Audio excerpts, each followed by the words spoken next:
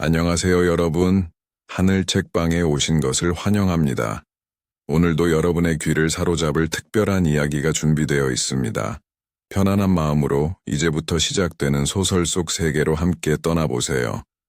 소설이 들려주는 감동적인 이야기와 감정의 흐름을 생동감 있는 목소리로 전해드립니다. 구독과 좋아요, 알림 설정까지 잊지 마세요. 알림을 켜두면 더 많은 이야기를 놓치지 않을 수 있어요. 그럼 지금 바로 이야기를 시작할게요. 결혼식은 조용했지만 따뜻했다. 43 선미는 인생에서 두 번째로 웨딩드레스를 입었다. 하객도 많지 않은 단출한 자리였고 화려함 대신 조심스러움이 가득했다. 전 남편의 폭력과 무시, 그리고 끝없는 불안 속에서 오랜 시간을 허덕이다가 드디어 평온을 찾은 듯한 감정. 그 감정은 너무 오랜만이라 낯설었지만 그래서 더욱 선명했다. 새 남편 진우는 중경이업의 임원으로 자신보다 2살 위인 45. 그는 그런 선미의 마음을 알기라도 한 듯 늘 조심스럽고 배려 깊은 말투로 다가왔다. 식후 첫날 밤 그는 선미에게 말했다. 서연이 와도 천천히 가까워지고 싶어. 선미는 그 말에 깊은 안도감을 느꼈다. 서연은 선미가 25에 낳은 딸이었다. 지금은 중학교 2학년, 올해로 14살이 되는 아이였다. 아버지의 그늘에서 도망쳐 살아남았지만 딸은 여전히 세상을 믿지 못하는 눈빛을 가지고 있었다. 침묵이 많은 아이였고 눈치를 보며 행동했다. 진우는 그런 서현에게 간식을 사오고 책을 선물하며 말을 붙이려 애썼다. 처음엔 서현도 경계했지만 시간이 지나자 억지 웃음을 흘리기도 했고 거실에서 셋이 함께 영화를 본 적도 있었다. 선미는 조금씩 마음을 놓기 시작했다. 이 가정이 진짜 될 수 있을 것 같았다. 서현의 작은 웃음소리, 진우의 낮은 말투, 그녀의 손에 다시 걸린 커플링, 그 모든 것이 새롭고도 낯설었다. 하지만 새로 이사한 집은 이상할 정도로 조용했다. 벽지 냄새는 새 집 같았지만 어디선가 스며드는 묘한 기척이 마음 한켠을 자꾸 긁었다. 진우는 새벽에 자주 깼다. 그는 이불을 걷어차며 잠꼬대를 하곤 했고 간혹 선미가 깨있는 것을 눈치채면 곧바로 표정을 정리했다. 그럴 때마다 선미는 본능적으로 무언가를 숨기고 있다는 느낌을 받았지만 그 느낌은 곧 불안이라는 이름으로 스스로에게 제어되었다. 지나간 의심은 새 시작의 독이 된다. 그녀는 그렇게 스스로를 달랬고 의심보다는 안정을 택했다. 결혼한 지 한 달이 되었을 무렵 서현은 평소보다 더 조용해졌다. 아침 식사 자리에서도 말없이 수저만 움직였다. 진우는 그런 서현을 쳐다보며 물었다. 학교는 어때? 서현은 고개만 끄덕였다. 선미는 그 장면이 어쩐지 어색하게 느껴졌다. 그저 단순한 부녀지간의 어색함이라기엔 서현의 눈빛에 깃든 것이 너무 깊고 복잡했다. 그 눈빛은 어릴 적 선미가 거울 속에서 본 바로 그것과 비슷했다. 누군가에게 길들여지며 감정을 숨긴 사람의 눈. 그날 밤 선미는 잠결에 부스럭거리는 소리에 눈을 떴다. 진우의 자리는 비어 있었다. 새벽 2시, 거실을 지나 서연의 방 쪽으로 가려다 말고 멈췄다. 이내 욕실에서 물 내리는 소리가 들렸고 진우는 양치질을 한 채 아무렇지 않은 얼굴로 돌아왔다. 속이 안 좋아서 좀 나갔어. 그는 간단히 말하고 누웠다. 선미는 아무 말 없이 등을 돌리고 누웠지만 눈은 쉽게 감기지 않았다. 이후로도 진우는 종종 새벽에 깼고 서현은 더욱더 입을 닫았다. 학교 상담 기록을 보면 별다른 특이사항은 없다고 했지만 선미는 딸이 무언가 말하지 않고 있다는 확신을 지울 수 없었다. 그저 적응 문제겠거니 하며 넘기려 해도 어느새 집안 전체에 침묵이 깔리기 시작했고 그것은 마치 물속에 가라앉는 듯한 압박으로 그녀의 가슴을 짓눌렀다. 새로운 집의 공기가 서서히 달라졌다. 처음엔 안정과 평온의 냄새였지만 시간이 갈수록 그것은 무겁고 답답한 정적으로 바뀌었다. 선미는 자신이 느끼는 변화가 과민 반응이라 믿고 싶었다. 하지만 그것은 단순한 기분이 아니었다. 서현의 표정은 날이 갈수록 굳어갔고 작은 물음에도 긴장한 눈빛이 따라왔다. 어느 날은 학교에서 돌아온 서현이 조용히 울고 있는 걸 목격했다. 문틈 사이로 들린 흐느낌은 짧고 억눌려 있었지만 선미는 그 소리를 잊을 수 없었다. 문을 열자 서현은 놀라며 고개를 돌렸고 선미가 다가가자 고개를 숙였다. 무슨 일 있어? 잠시 침묵하던 아이는 말했다. 그냥 시험 망쳤어. 거짓말이란 건 알았다. 하지만 선미는 묻지 않았다. 아이가 말할 준비가 되지 않았다는 것을 본능적으로 느꼈다. 진우는 변함없이 자상한 남편이었다. 선미가 좋아하는 장미차를 사오고 저녁마다 조용히 요리를 도왔다. 퇴근 후엔 늘 정장을 깔끔히 정리한 채 안방에 들어섰고 선미를 보면 피곤한 기색 없이 웃었다. 서현이 좀 어때? 그가 묻는 말은 늘 비슷했고 선미는 건조하게 대답했다. 예민한 시기인 것 같아. 하지만 그 안에는 확신 없는 자기 방어가 숨어 있었다. 서현은 요즘 들어 진우를 피했다. 현관 비밀번호 소리가 들리면 화장실로 들어가거나 방으로 들어가 문을 걸었다. 거실에 함께 있던 날도 손에 꼽았다. 선미는 우연히 서현의 방에서 손톱 자국이 남은 이불 끝자락을 보았다. 이불 아래 베개 하나가 구겨져 있었다. 선미는 그 순간 서현이 방 안에서도 편히 자지 못하고 있다는 사실을 깨달았다. 그날 밤 진우는 평소보다 일찍 귀가했다. 선미가 주방에서 그릇을 정리하던 중 서현이 거실을 지나치다가 진우와 마주쳤다. 아이는 한순간 멈칫했지만 곧 고개를 푹 숙이고 방으로 걸어갔다. 선미는 문득 진우의 표정을 바라봤다. 그는 미묘하게 웃고 있었다.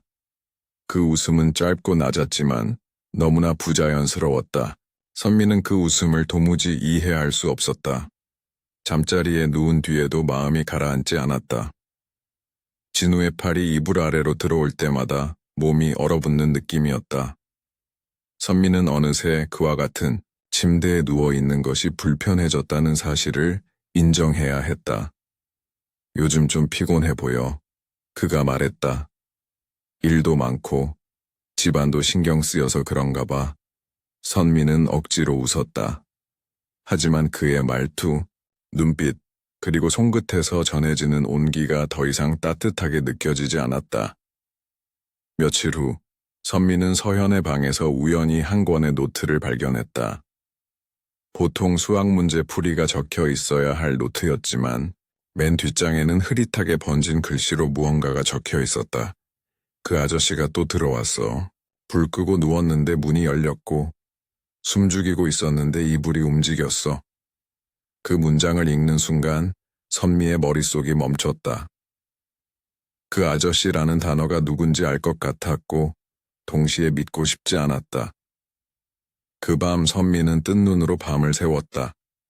그 다음 날 선미는 서현을 조심스럽게 안아보려 했다. 딸은 순간 움찔하며 몸을 피했다. 왜 그래 엄마야? 그러자 서현이 아주 조용히 중얼거렸다. 엄마가 안 믿을까봐. 그 한마디는 선미의 심장을 꿰뚫는 칼날처럼 날카로웠다. 선미는 혼란스러웠다. 머릿속은 부정과 의심, 분노와 공포가 엉켜 있었고 심장은 귓가에 울릴 만큼 요동쳤다. 서현의 노트에서 읽은 그 문장은 단순한 상상이 아니었다. 일기의 형태였고 반복적인 불면과 두려움, 그리고 침묵 속에서 쓴 듯한 필체였다. 진우가 새벽에 깨어나던 이후 서현이 그를 피하던 모든 순간들이 하나로 맞물렸다. 하지만 아무것도 보지 못했고 들은 것도 없었다. 오직 아이의 한 줄 기록만이 그녀를 이 새로운 지옥 앞에 세웠다. 그날부터 선미는 진우를 지켜보기 시작했다. 그의 말투, 눈빛, 발걸음, 손동작까지 세밀히 관찰했다. 그가 문을 닫고 욕실에 들어가는 소리, 옷장에서 셔츠를 꺼내는 방식, 모든 행동이 전과 다름없이 자연스러워 보였지만 선미는 그 안에서 점점 위화감을 느꼈다. 불쑥 서연을 찾는 타이밍이 이상하게 일정했다. 매주 화요일과 목요일 진우는 저녁 식사 후 서현 방에 책 하나 가져다 줄게 라며 2층으로 올라갔다. 선미는 처음엔 별다른 의심 없이 지나쳤지만 그날 이후부터 시계로 시간을 재기 시작했다. 그의 발소리가 서연의 방문 앞에서 멈추는 시간은 매번 15초를 넘겼고 돌아오는 걸음은 서둘러 정리한 듯 급했다. 그 다음 주 선미는 결심했다. 거실 장식장 뒤에 소형 카메라를 숨겼다. 진우의 위치나 목소리를 추적할 수 있는 정도의 해상도였고 서연의 방 쪽 복도를 겨우 찍을 수 있었다. 촬영을 시작했고 선미는 그날 밤 단 한숨도 자지 않았다. 다음 날 진우는 평소처럼 정장을 입고 출근했다. 선미는 아이를 학교에 보내고 집으로 돌아와 영상을 확인했다. 화면 속에서 진우는 서연의 방 앞에 멈춰섰고 문고리를 잡았다. 문은 살짝 열려 있었고 그는 조심스럽게 그 안으로 고개를 들이밀었다. 몇 초 후 그는 문을 닫고 사라졌지만 그 눈빛과 표정은 분명했다. 그건 단순한 확인의 눈길이 아니었다. 손이 떨렸다. 선미는 커피잔을 쥐려다 실수로 컵을 엎질렀고 손등 위로 뜨거운 액체가 흘렀다. 아팠지만 아무 느낌이 들지 않았다. 대신 서늘한 감각이 척추를 타고 올라왔다. 카메라를 하나 더 설치하기로 했다. 이번엔 서현 방 안 인형 사이에 몰래 숨겨진 형태였다. 아이에게 설명하지는 못했다. 상처받은 아이에게 또 다른 상처를 줄 것 같았기 때문이다. 며칠 후 진우는 퇴근이 늦었다. 선미는 일부러 피곤한 척 먼저 잠든 듯 누웠고 진우가 씻고 나올 때까지 아무 말도 하지 않았다. 새벽 3시 무렵 침대가 살짝 흔들렸다. 그는 조심스럽게 몸을 일으켰고 발뒤꿈치를 들고 걸어 나갔다. 선미는 숨을 죽인 채 이불 속에서 핸드폰을 꺼냈다. 시간은 아주 느리게 흘렀고 그가 돌아온 건 10분 뒤였다. 방으로 들어온 그는 이불을 정리하고 다시 누웠다. 선미는 눈을 감은 채 입술을 깨물었다. 아침이 되자마자 그녀는 아이를 학교에 보낸 뒤 바로 영상을 확인했다. 재생 버튼을 누른 순간 화면 속 서현의 방에서 문이 열리는 소리가 났고 진우가 얼굴만 들이밀었다. 그는 인형 쪽을 바라보며 고개를 갸웃하더니 문을 완전히 닫지 않고 들어왔다. 그 후 화면은 몇 초간 흔들렸고 침대 쪽으로 다가가는 그의 등만이 비쳤다. 그리고 장면이 어둡게 변했다. 선미는 화면을 정지시켰다. 더는 보지 않아도 알 수 있었다. 그날 저녁 서연은 말없이 밥을 먹었다. 선미는 조용히 물었다. 요즘 밤에 자주 깨니? 아이의 손이 멈췄고 눈동자가 흔들렸다. 가끔. 딱 한 단어였지만 모든 걸 말해주는 대답이었다. 선미는 그날 이후 매일 아침 영상을 확인하는 것으로 하루를 시작했다. 진우는 주기적으로 서현의 방문 앞에 섰고 문이 잠겨 있을 땐 짧게 멈춰 섰다 돌아갔으며 열려 있을 땐 꼭 몇 분간 방 안에 머물다 나왔다. 카메라는 침대 쪽의 움직임까지 완전히 포착하지 못했지만 그의 등과 손, 움직임만으로도 충분히 불쾌한 기색이 드러났다. 선미는 점점 더 그의 모든 행동을 감시하게 되었고 진우는 그 사실을 눈치채지 못했다. 오히려 그의 행동은 점점 더 느슨해졌고 자만으로 기울기 시작했다. 43세 다시 시작한 인생이 이토록 절망으로 무너져 간다는 사실은 믿기 어려웠지만 현실은 분명했다. 남편은 괴물이었고 딸은 침묵 속에서 그 괴물에게 삼켜지고 있었다. 그녀는 서연이 쓴 또 다른 기록을 찾기 시작했다. 방 구석구석을 뒤지던 중 침대 밑 깊숙한 곳에 감춰진 작은 메모지 뭉치를 발견했다. 찢긴 노트 조각에 흘린 필체로 적힌 글들이 반복적으로 등장했다. 그날도 그 전날도 꿈인지 현실인지 모르겠다. 불 꺼지면 무서워. 엄마는 알까 모를까. 나도 모르겠어. 선미는 그 글들을 모아 조심스럽게 스캔했고 자신의 노트북에 저장했다. 지금 이 흔적들을 최대한 객관적인 형태로 정리해 두어야 했다. 감정적으로 움직이는 순간 법은 그녀의 편이 되지 않을 테니까. 며칠 후 그녀는 서현의 담임교사와 면담을 요청했다. 평소 생활 태도나 친구 관계, 성적 변화 등에 대해 물었다. 선생님은 말했다. 서현이는 조용하지만 예의 바른 아이예요. 다만 최근엔 체육 시간에도 참여를 꺼리고 가끔 복통을 호소하더라고요. 선미는 침착하게 고개를 끄덕였다.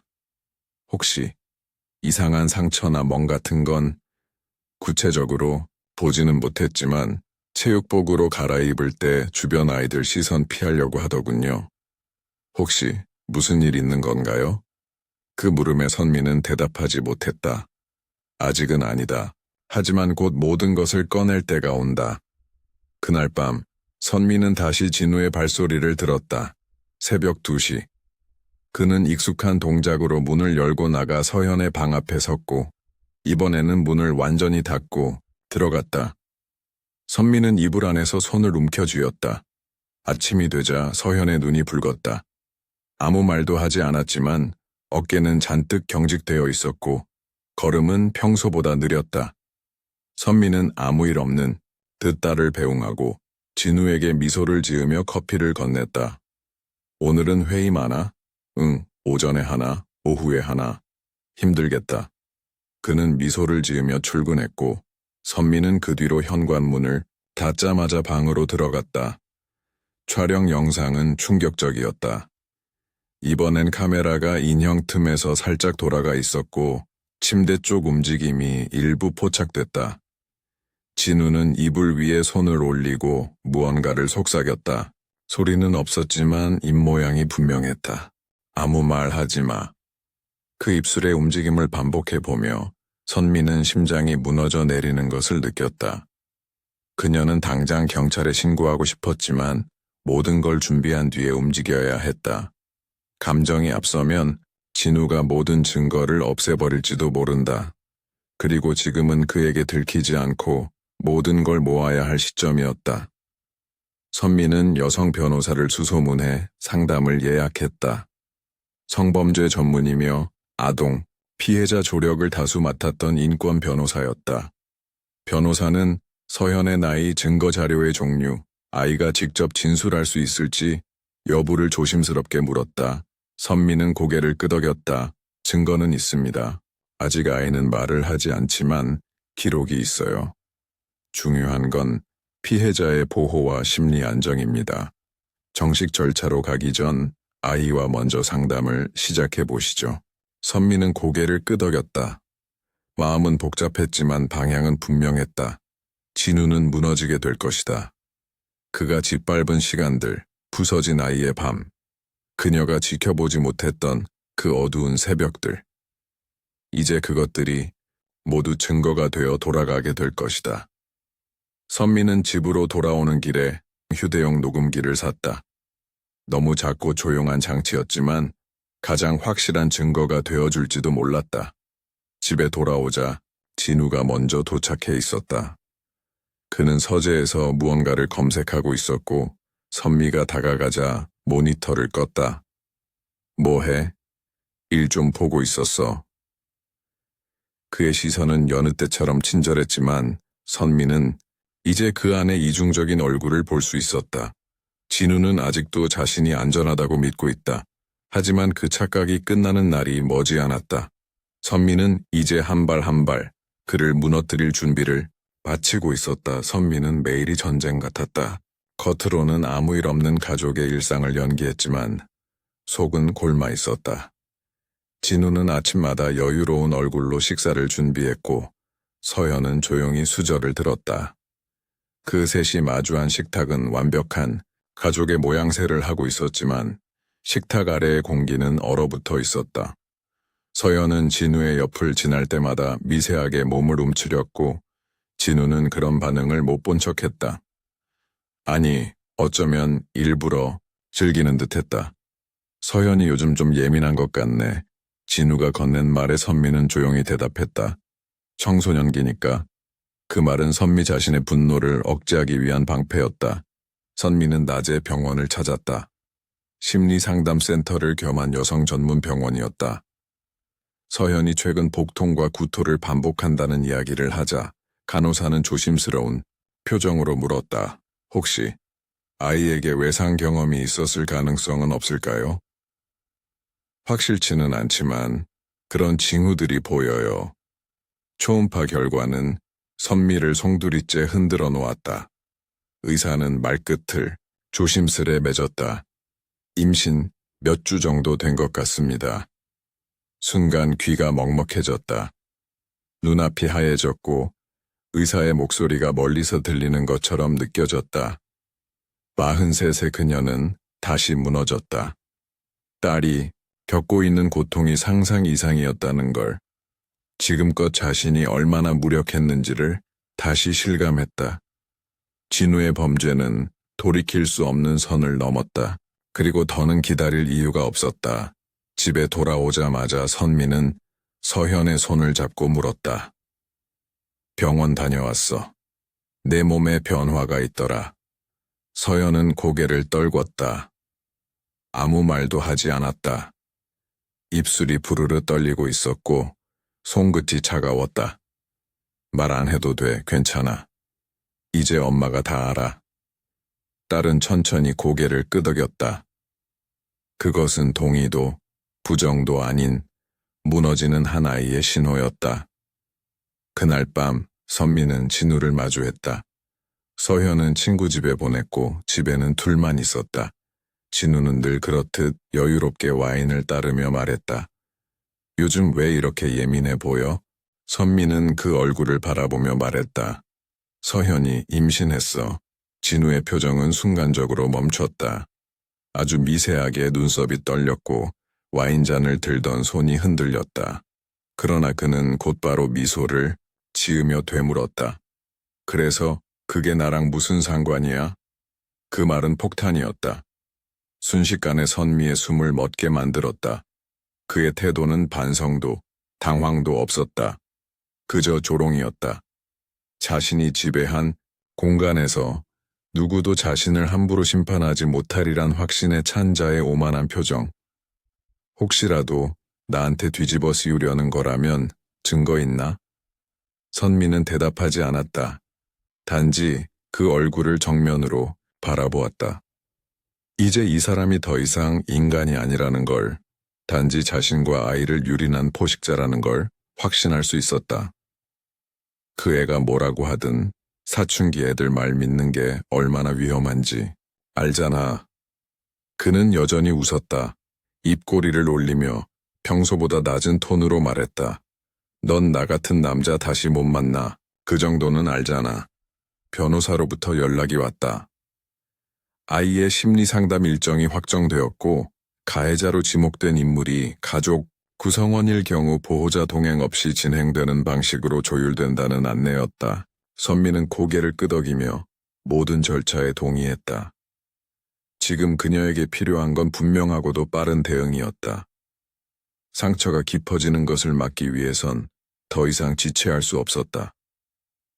아이가 망가지는 동안 선미는 너무 오랫동안 침묵했고 의심을 억눌렀으며 모른 척을 선택했다. 이제는 그 대가를 자신이 치를 시간이었다. 진우는 주말 아침 늦게 일어났다. 잠옷바람에 욕실에서 나오는 그를 바라보며 선미는 다짐을 되뇌었다. 이 남자의 일상은 오늘로 끝난다. 그는 거울을 보며 머리를 정리했고 식탁 위에 미리 차려진 식사를 발견하곤 웃으며 말했다. 오늘은 웬일로 이런 아침상이야? 선미는 대답하지 않았다. 대신 조용히 커피를 따르며 물었다. 오늘 회사 나가? 아니, 오후쯤 볼 일 좀 있고. 왜? 아니, 그냥. 그는 미소를 지으며 식사를 시작했다. 평소보다 더 천천히, 더 여유롭게, 마치 아무 일도 없다는 듯. 선미는 그런 진우의 손동작 하나하나를 눈에 담았다. 이 남자가 서현을 어떻게 무너뜨렸는지, 그리고 자신 앞에선 어떻게 가장 노릇을 흉내내고 있는지 뼈저리게 느끼며 식사가 끝나자 선미는 가방을 들었다. 현관 앞에 준비해둔 큰 여행용 가방에는 서연의 짐이 정리되어 있었고 그녀는 문을 열며 말했다. 우리 나가 있어야 할 것 같아. 당분간 진우는 웃음을 거두지 않았다. 그래, 너도 좀 쉬는 게 좋아 보여. 요즘 예민해 보여서. 그는 의자에 앉은 채로 고개만 끄덕였다. 전혀 위기감을 느끼지 않는 표정이었다. 선미는 서현의 손을 잡고 조용히 문을 닫았다. 단 한 번도 뒤돌아보지 않았다. 차에 오르자 서현은 입술을 깨물며 물었다. 진짜 끝난 거야? 선미는 아이의 손을 잡고 고개를 끄덕였다. 이제 시작이야. 그 말은 진실이었다. 모든 것을 버렸고 모든 것을 걸기로 했다. 그날 오후 선미는 법률사무소를 방문했다. 변호사는 이미 모든 자료를 정리하고 있었고 형사 고소 절차와 함께 경찰서 여성 청소년과 담당자와의 면담 일정을 조율했다. 아동 성폭력은 고소 없이도 공소가 가능한 중범죄였다. 수사가 개시되면 진우는 더 이상 숨을 수 없었다. 그가 사회에서 얼마나 그럴듯한 가면을 쓰고 있었든 그 가면은 곧 찢겨질 것이다. 당신 딸의 보호가 최우선입니다. 그걸 중심으로 모든 절차를 움직이겠습니다. 변호사의 말에 선미는 고개를 숙이며 조용히 말했다. 지금까지 그걸 못했어요. 이제라도 해야죠. 서현은 심리상담소에서 눈물을 보였다. 상담사는 아이의 말을 기다렸고 서현은 시간이 좀 걸렸지만 결국 입을 열었다. 그 아저씨가 매번 새벽에 제 방에 왔어요. 그 한 문장은 모든 걸 끝냈다. 녹취는 확보되었고 심리, 상담 기록도 확보되었다. 진우가 저지른 짓은 이제 수면 위로 떠오를 수밖에 없었다.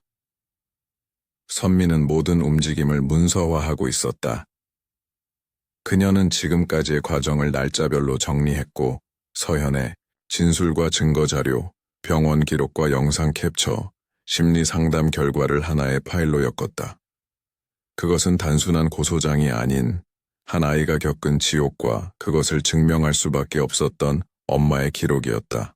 감정은 지우고 구체적인 시간과 장면으로만 채운 문서였다. 진우는 사회적으로 단단한 껍데기를 가진 사람이었기에 법 앞에선 오직 사실로만 승부해야 했다. 그녀는 이제 감정을 소모할 여유가 없었다. 고소장이 접수되기 전날 선미는 진우의 과거를 추적했다. 그가 첫 직장을 옮기기 전 사용했던 다른 이름이 있다는 것을 서류 검색으로 알게 되었고 주민등록번호가 바뀐 시점을 확인했다. 그건 단순한 개명이나 이사 때문이 아니었다. 그녀는 법률사무소의 조력을 받아 추가 신원 조회를 요청했고 마침내 그가 과거 미성년자 대상 범죄 전력으로 수감된 이력이 있었다는 사실을 확인했다. 당시 그는 형량을 마친 후 개명과 주소 변경을 통해 신분을 세탁했고 이후엔 외부 활동을 자제하며 문서상 완벽한 이력만을 쌓아온 것이었다. 과거 전과가 있었군요.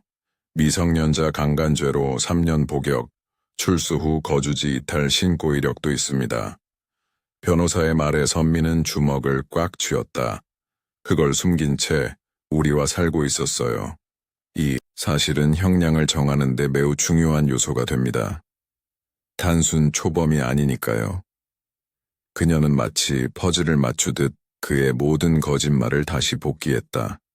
서현에게 다정하게 다가갔던 말투, 항상 서현의 스케줄을 정확히 파악했던 점, 새벽마다 거실에서 휴대폰을 확인하던 습관. 그는 처음부터 사냥을 준비하고 있었던 것이다. 피해자 가족 안의 침투에 경계심을 무너뜨리고 천천히 장악하는 방식. 선미는 자신의 무지를 아니 방심을 끝없이 후회했다. 그러나 이제 그 후회는 행동이 되어 돌아오고 있었다. 그녀는 조용히 언론을 움직였다. 변호사의 소개로 만난 성범죄 전문 기자에게 익명 제보 형태로 사건의 핵심 내용을 정리해 건넸고 추가 증거가 확보되는 시점에 공개 보도를 요청했다. 기자는 처음엔 조심스러웠지만 자료를 확인한 뒤 목소리가 바뀌었다. 이건 묻힐 사건이 아니네요. 확실한 타이밍만 알려주세요. 폭로의 파급력은 제가 책임지겠습니다. 선미는 고개를 끄덕였다. 그녀는 더 이상 조용히 끝내길 원하지 않았다. 이 사건은 그저 한 가정의 일탈이 아니라 누군가의 인생 전체를 집어삼킨 범죄였고 사회가 그것을 가볍게 넘기도록 두지 않겠다고 결심했다. 이튿날 정식 고소장이 접수되었다. 성폭력 처벌법 제7조 아동 청소년의 성보호에 관한 법률 위반, 강간치상, 아동복지법 위반. 고소장에는 서현의 실명 대신 보호자 명의로 정리된 고발 내용이 담겼고 경찰은 즉각 수사 착수에 돌입했다.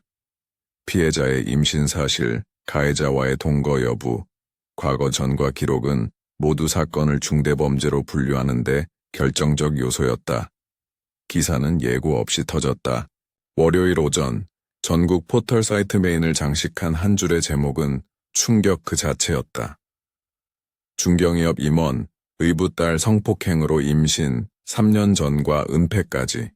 그 제목과 함께 모자이크 처리된 진우의 사진이 실렸고 직장명, 나이, 가족관계 일부가 공개되었다.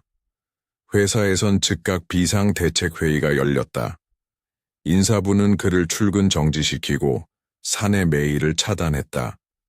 진우의 이름은 회사 인트라넷에서 삭제되었고 그가 맡고 있던 프로젝트는 전면 중단되었다. 동시에 수많은 댓글과 추측성 기사가 쏟아졌다. SNS엔 저 사람이 우리 동네 사는 것 같다. 우리 아이 학교 아빠였는데 라는 폭로성 반응도 이어졌다. 진우는 처음엔 기사를 부인했다. 다 조작이야. 누가 이런 식으로 언론에 흘린 거야? 하지만 시간이 갈수록 그의 얼굴은 굳어졌다. 변호사를 선임하려 했지만 성범죄 전과가 확인된 순간 대부분의 대형 로펌이 거절 의사를 밝혔다. 경찰은 정식 조사 소환장을 발부했고 그 주 금요일 오전 진우는 포승줄에 묶인 채 언론 카메라 앞에 섰다. 기자들이 외쳤다. 피해자에게 할 말 없습니까? 딸의 임신 사실 알고 있었나요? 과거 전과 은폐하신 거 인정하십니까? 진우는 입을 굳게 다문 채 고개만 숙였다.